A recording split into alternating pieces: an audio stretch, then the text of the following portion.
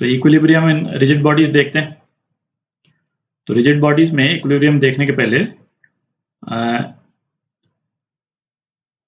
Point bodies में equilibrium जो है वो कब होता है उसको देखते हैं। और पॉइंट बॉडी क्या हुई, जिसका कोई डायमेंशन नहीं है ना, सिंगल डॉट। ठीक है, तो ये क्लियर है कि ये सिंगल डॉट जो है वो रोटेट तो कर नहीं सकता है। क्या कर सकता है, केवल ट्रांसलेशनल मोशन कर सकता है। तो इसके इक्विलिब्रियम के लिए हमको चाहिए कि ये ट्रांसलेशनल इक्विलिब्रियम में हो।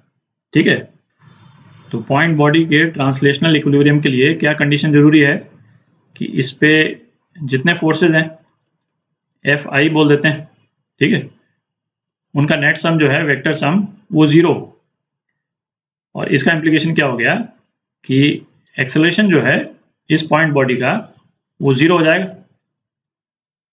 ठीक है, तो इसका यदि सिंपल सा एग्जांपल लें, यदि ये एक पॉइंट बॉडी है, ठीक है, और इस पे सपोज 3 फोर्सेज एक्ट कर रहे हैं। F1 इस डायरेक्शन में एक्ट कर रहा है, F2 जो है वो इस डायरेक्शन में एक्ट कर रहा है, और सपोज F3 जो है वो इस डायरेक्शन में एक्ट कर रहा है।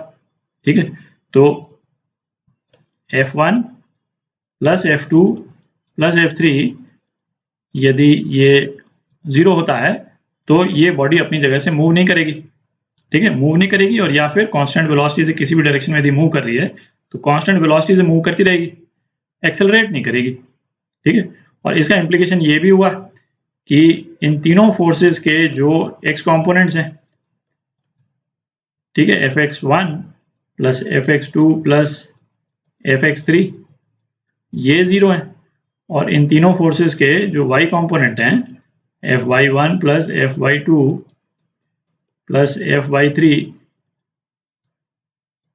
ये 0 है। ठीक है, ये इसके इम्प्लीकेशंस हो गए। अच्छा, रिजिड बॉडी जो है वो तो या तो 2 डायमेंशनल बॉडी होगी या 3 डायमेंशनल बॉडी होगी। ठीक है, सिंपल पॉइंट बॉडी तो है नहीं, तो उसमें इक्विलिब्रियम में रहने के लिए एक एस्पेक्ट और हो जाता है, क्या कि बॉडी रोटेट नहीं करनी चाहिए। ठीक है, तो रिजिड बॉडी के इक्विलिब्रियम के लिए यहाँ पे अब रिजिड बॉडी लिख देते हैं। 2 कंडीशंस होल्ड करनी जरूरी है। पहला तो ये है कि ट्रांसलेशनल इक्विलिब्रियम होना चाहिए, नेट फोर्स बॉडी पे 0 होना चाहिए। ठीक है, और दूसरा क्या हो गया कि रोटेशन नहीं होना चाहिए बॉडी का। बॉडी का रोटेशन नहीं हुआ, इसका मतलब क्या हो गया, बॉडी पे जो नेट टॉर्क है वो 0 हो जाएगा। ठीक है, और इसका इम्प्लीकेशन क्या हुआ कि एंगुलर एक्सेलरेशन जो है वो बॉडी का वो भी 0 हो जाएगा। ठीक है, जैसे बिल्कुल सिंपल सा एग्जांपल लें कि यदि ये एक रॉड है, रिजिड बॉडी, ठीक है, इस पे हम 2 डायरेक्शन में फोर्स लगा दें। एक तो फोर्स इधर लगा दें और इक्वल एंड अपोजिट फोर्स हम इस तरफ लगा दें। ठीक है, तो दोनों फोर्सेस जो हैं वो एग्जैक्टली इक्वल हैं और डायरेक्शन जो है वो एग्जैक्टली अपोजिट है एक दूसरे के। तो बॉडी जो है ट्रांसलेशनल मोशन तो करेगी नहीं, ट्रांसलेशनल इक्विलिब्रियम में तो होगी। क्यों, क्योंकि ये F जो सिग्मा F है वो 0 है। ठीक है, इक्वल एंड अपोजिट फोर्स में कैंसिल आउट कर देंगे, पर ये तो हमको दिख ही रहा है कि ये रॉड रोटेट करेगी। ठीक है, क्योंकि टॉर्क लग रहा है, इस वाले पॉइंट के अबाउट टॉर्क लग जाएगा, बॉडी रोटेट कर जाएगी, तो ये रोटेशनल इक्विलिब्रियम में नहीं होगी। तो रिजिड बॉडी के रोटेशन के एस्पेक्ट को डिस्कस करने के लिए हम टॉर्क किस पॉइंट के अबाउट लेते हैं, है ना, ये एक इंपॉर्टेंट पॉइंट है, तो उसको एक बार जरा डिस्कस करते हैं। अच्छा, सपोज ये एक हमने 2 डायमेंशनल रिजिड बॉडी ले ली। ठीक है, इसके इस पर्टिकुलर पॉइंट पे सपोज ये फोर्स लग रहा है, ये F फोर्स लग रहा है। अच्छा, अपने को अब पता करना है कि इस रिजिड बॉडी पे टॉर्क क्या लग रहा है। ठीक है, तो टॉर्क का क्या रिलेशन होता था, टॉर्क का रिलेशन होता था R क्रॉस F। ठीक है, इसका मतलब ये हो गया ये फोर्स जो है किसी पॉइंट के रेफरेंस में ही लगता है। तो इस वाली रिजिड बॉडी में ये टॉर्क जो हम निकालेंगे वो इस वाले पॉइंट के अबाउट निकालेंगे हैं। R ये होगा या R ये होगा या ये R होगा, ये हम कैसे डिसाइड करेंगे।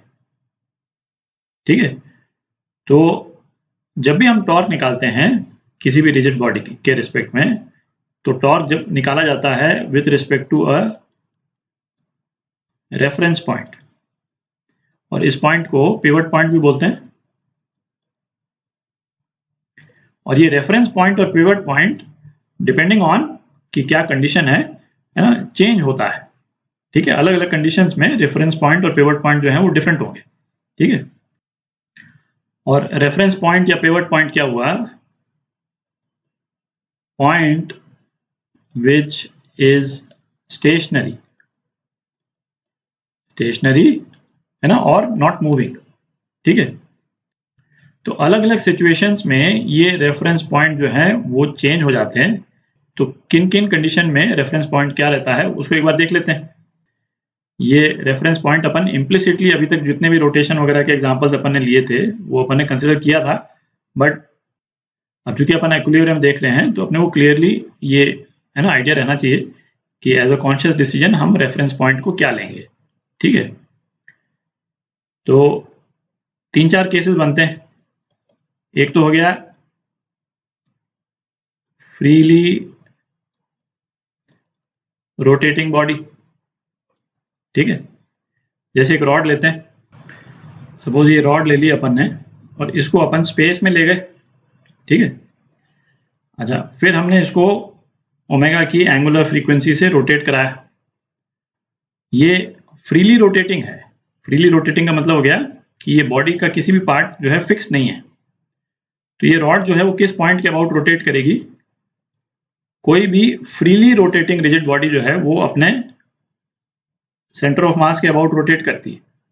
ठीक है, तो यदि कोई भी फ्रीली रोटेटिंग बॉडी है उसके रेस्पेक्ट में अपने को टॉर्क निकालना है तो सेंटर ऑफ मास के अबाउट हम टॉर्क निकालेंगे।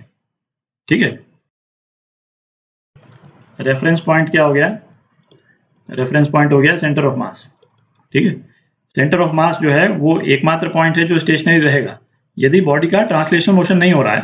ठीक है, और सेंटर ऑफ मास के अबाउट रोटेट करने का मतलब क्या निकला कि सेंटर ऑफ मास के अबाउट इस बॉडी के जितने पॉइंट्स हैं उनकी एंगुलर फ्रीक्वेंसी सेम रहेगी। इन द सेंस कि यदि सपोज इस वाले पॉइंट के अबाउट हम एंगुलर फ्रीक्वेंसी निकाल लें अलग अलग पॉइंट्स की, तो अलग अलग पॉइंट्स की एंगुलर फ्रीक्वेंसी जो है वो डिफरेंट आ जाएगी, और सेंटर ऑफ मास के अबाउट हर पॉइंट की एंगुलर फ्रीक्वेंसी जो है वो सेम रहेगी। दूसरा केस क्या हुआ? Body fixed at one point. मतलब इस वाले केस में यदि हम रॉड को इस पॉइंट पे फिक्स कर दें, ठीक है, तो हमको तो बेसिकली रेफरेंस पॉइंट के लिए फिक्स पॉइंट ही चाहिए, पॉइंट विच इज स्टेशनरी। तो ये फिक्स पॉइंट तो स्टेशनरी हो गया। तो अब जो इस बॉडी पे जो फोर्स के कारण जो टॉर्क लगेगा वो हम निकालेंगे तो इस फिक्स पॉइंट के रेफरेंस में निकालेंगे।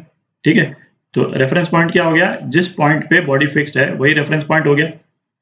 ठीक है, ऑब्वियस भी है बट ना स्पेसिफिकली रेफरेंस पॉइंट के रेस्पेक्ट में ये डिस्कस कर रहे हैं अपन।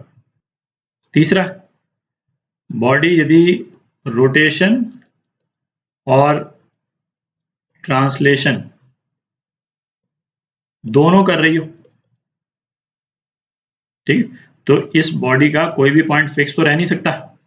ठीक है, तो ऐसे केस में क्या होता है, किसी भी एक पर्टिकुलर इंस्टेंट पे किसी भी है ना, मतलब t is equal to t naught पे, t is equal to t1 पे अलग अलग पॉइंट जो है वो स्टेशनरी होंगे।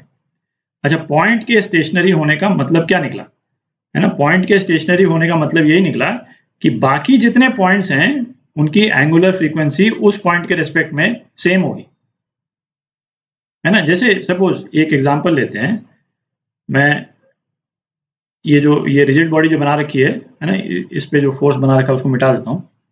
तो पॉइंट के फिक्स होने का मतलब क्या निकला है ना, इसको समझने के लिए आप देखें, जैसे इस वाले पॉइंट को हम इस रिजिड बॉडी में फिक्स ही कर दें और सपोज इसको हम ओमेगा की एंगुलर फ्रीक्वेंसी से हम रोटेट कर देते हैं, तो इसका मतलब ये हुआ कि हर पॉइंट है ना, ये वाला पॉइंट जो है वो थोड़ी देर में यहाँ पे आ जाएगा, ये वाला पॉइंट जो है थोड़ी देर में यहाँ पे आ जाएगा, है ना। ये कोई एक दूर वाला पॉइंट ले लेते हैं, ये वाला पॉइंट थोड़ी देर में यहाँ पे आ जाएगा।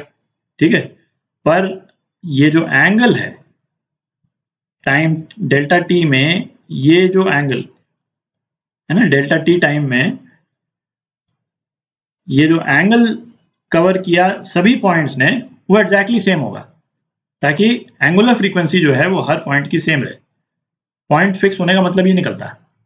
ठीक है, तो जब बॉडी रोटेशनल और ट्रांसलेशनल मोशन दोनों कर रही हो तब भी क्या होता है, अलग अलग टाइम पे कोई एक पॉइंट जो है वो स्टेशनरी होता है, और वो पॉइंट जो बॉडी के अंदर भी हो सकता है, बॉडी के बाहर भी हो सकता है, और इस पॉइंट को अपन क्या बोलते हैं, ICOR बोलते हैं, इंस्टेंटेनियस सेंटर ऑफ रोटेशन।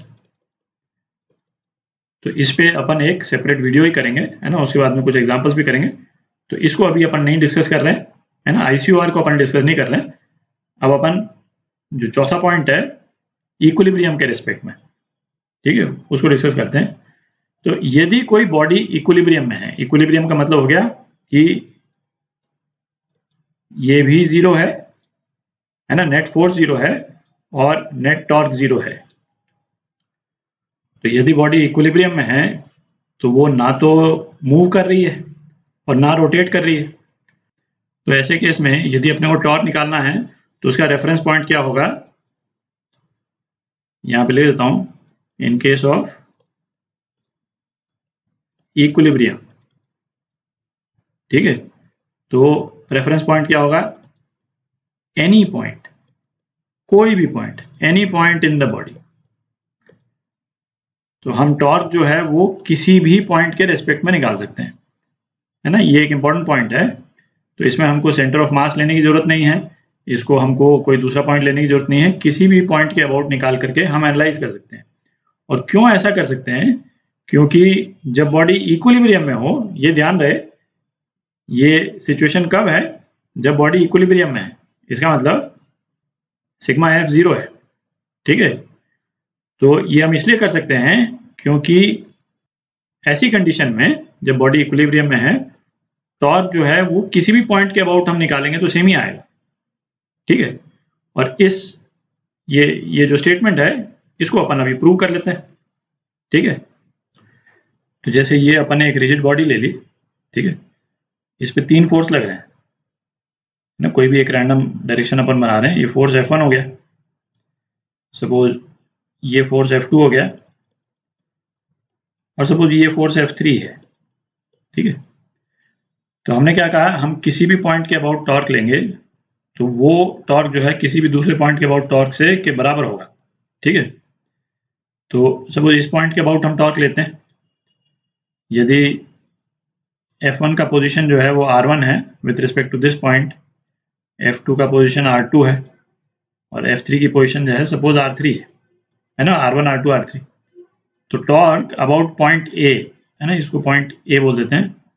तो टॉर्क अबाउट पॉइंट A ये क्या हो जाएगा, R1 cross F1 plus R2 cross F2 plus R3 cross F3, ठीक है। अच्छा, ये बॉडी इक्विलिब्रियम में है तो सिग्मा F मतलब F1 plus F2 plus F3 vector form में, ये तीनों जीरो हैं, है ना, ये अपन ध्यान में रखें। अच्छा, अब कोई दूसरा पॉइंट लेते हैं, और दूसरा पॉइंट लेकर के हम ये प्रूव करेंगे कि उसके अबाउट भी यदि हम टॉर्क लेते तो अपने पास में सेम रिजल्ट आता, ठीक है। तो ये दूसरा पॉइंट ले दिया। अच्छा, ये इस वाले पॉइंट का पोजीशन सपोज R0 है with respect two point A, ये पॉइंट B ले लिया अपन, ठीक है। तो अब इसको ये बनाने में थोड़ा सा ये हो रहा है ना, ये तो R1 डैश हो गया, ठीक है, ये R2 डैश हो गया, और B पॉइंट से ये पॉइंट ये R3 डैश हो गया, ठीक है। तो ये R2 डैश के रिस्पेक्ट में, है ना, ये क्लीनली ये ट्राइंगल दिख रहा है, तो अपन देख करके क्या बोल सकते हैं, R0 प्लस R2 डैश ये कितने, R2 के बराबर है, ठीक है। तो R2 डैश क्या हो गया, R2 माइनस R0 के बराबर हो गया, R2 डैश, ठीक है, ये दिख रहा है। अच्छा, पॉइंट B के अबाउट टॉर्क जो है ये क्या हो जाएगा, पॉइंट B के अबाउट टॉर्क हो जाएगा R1 dash cross F1 plus R2 dash cross F2 plus R3 dash cross F3, ठीक है। अच्छा, ये जो रिलेशन अपन ने R2 डैश के रिस्पेक्ट में निकाला था, ये अपन R1 डैश के रिस्पेक्ट में और R3 डैश के रिस्पेक्ट में निकाल सकते हैं, है ना। वो आ जाएगा R1 माइनस R0 आ जाएगा, और R3 माइनस आर नॉट आ जाएगा। ठीक है, तो उनको यदि अपन इस वाले एक्सप्रेशन में डाल दें, पूरा ही लिख देता हूं मैं, तो वो क्या आ जाएगा, R1 minus r naught cross F1 plus, है ना, ये आप लिख सकते हैं, और तीसरा हो गया R3 minus r naught cross F3। ठीक है, ये ब्रैकेट खोल दें तो अपने पास में क्या आ जाएगा, R1 cross F1 plus R2 cross F2 plus R3 cross F3, ये तो अलग हो गया, और माइनस क्या आ गया, R0 cross F1 plus F2 plus F3, ये आ गया अपने पास। ठीक है, तो अब आप देखें ये जो एक्सप्रेशन है, ये वाला जो एक्सप्रेशन, ये क्या है, ये टाउ ए के बराबर है, दिख रहा है, अभी अपन ने टाउ ए निकाला, ये टाउ ए है ना, ये टाउ ए के बराबर, और ये वाला जो एक्सप्रेशन है ये क्या है, ये तो जीरो है, F1 plus F2 F3 zero है, तो ये तो जीरो ही हो गया। तो आप देखें टाउ ए जो है वो टाउ बी के बराबर आ गया। ठीक है, और यही अपन बोल रहे थे कि, और ये कब होल्ड करता है, जब ये चीज होल्ड करनी चाहिए, ऐसे नहीं किसी भी बॉडी के लिए नहीं, है ना, जब बॉडी इक्विलिब्रियम में हो तो नेट फोर्सेस जो है उस बॉडी पे जीरो होंगे और उसके कारण ये रिजल्ट होल्ड करता है। ठीक है, तो इस चीज को अपन ध्यान में रखेंगे जब अपन इक्विलिब्रियम इन रिजिड बॉडीज को एनालाइज करेंगे। ठीक है, तो अगले वीडियो में कुछ एग्जांपल देखते हैं इक्विलिब्रियम के।